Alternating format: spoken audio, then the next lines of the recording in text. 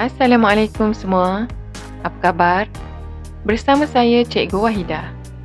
Kita telah memasuki unit yang ketujuh, iaitu pengaratan. Pada hari ini, kita akan mempelajari mengenai ciri-ciri pengaratan, apakah faktor yang menyebabkan pengaratan, dan cara bagi kita mencegah pengaratan. Terdapat objek yang berkarat di sekeliling kita. Objek yang berkarat mempunyai ciri-ciri tertentu. Apakah ciri-cirinya? Objek yang berkarat berwarna perang kemerahan. Selain itu, ia mempunyai permukaan yang kasar. Permukaan yang kasar ini akan menyebabkan sesuatu objek menghasilkan bunyi apabila bergesel. Yang ketiga, objek berkarat akan menjadi rapuh. Ia dapat menyebabkan objek itu tidak dapat berfungsi dengan baik dan mudah rosak. Objek di persekitaran kita diperbuat daripada pelbagai jenis bahan. Ada bahan yang boleh berkarat dan ada bahan yang tidak boleh berkarat. Dapatkah kamu kenal pasti antara objek ini yang manakah akan mengalami pengaratan? Tepat sekali. Objek yang boleh berkarat ialah pagar besi, basikal, tin aluminium, dan skru. Objek yang diperbuat daripada besi boleh berkarat. Terdapat pelbagai lagi objek di sekeliling kita yang diperbuat daripada besi dan boleh mengalami pengaratan. Apakah faktor yang menyebabkan terjadinya pengaratan? Mari kita lihat uji kaji ini.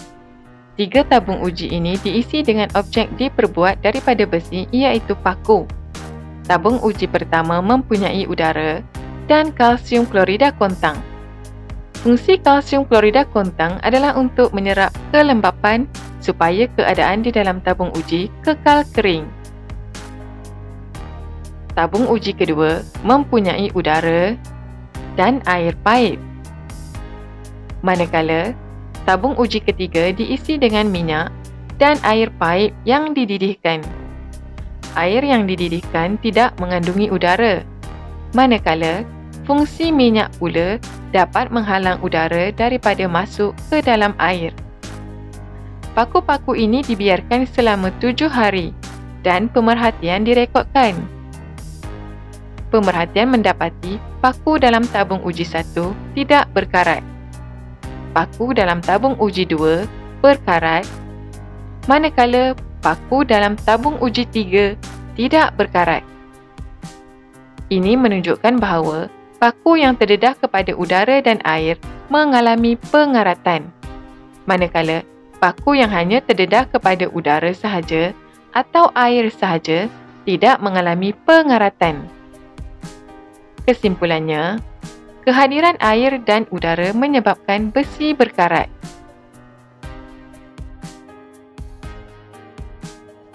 Objek yang diperbuat daripada besi yang dibiarkan terdedah kepada air dan udara untuk suatu masa yang lama akan mengalami pengaratan.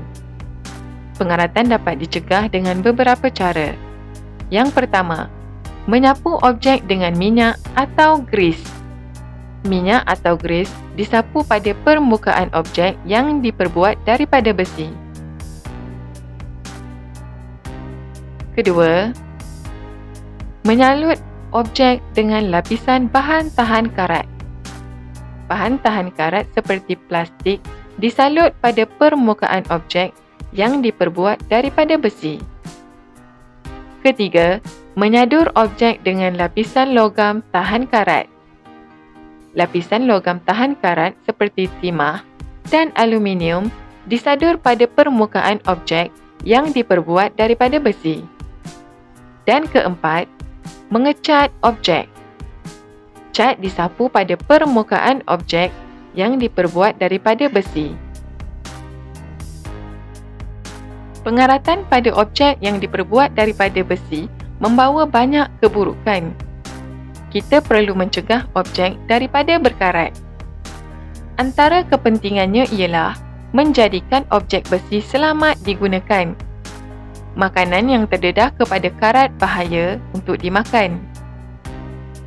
Selain itu, objek besi akan tahan lama dan tidak mudah rosak. Kita juga dapat menjimatkan kos penyelenggaraan yang disebabkan oleh pengaratan. Dan terakhir, menjadikan objek kelihatan cantik. Dapatkah kamu memahami tajuk ini? Diharap penerangan ringkas ini membantu kamu memahami tajuk pengaratan dengan baik. Berjumpa lagi kita untuk tajuk yang seterusnya. Siapkan tugasan yang diberikan. Assalamualaikum.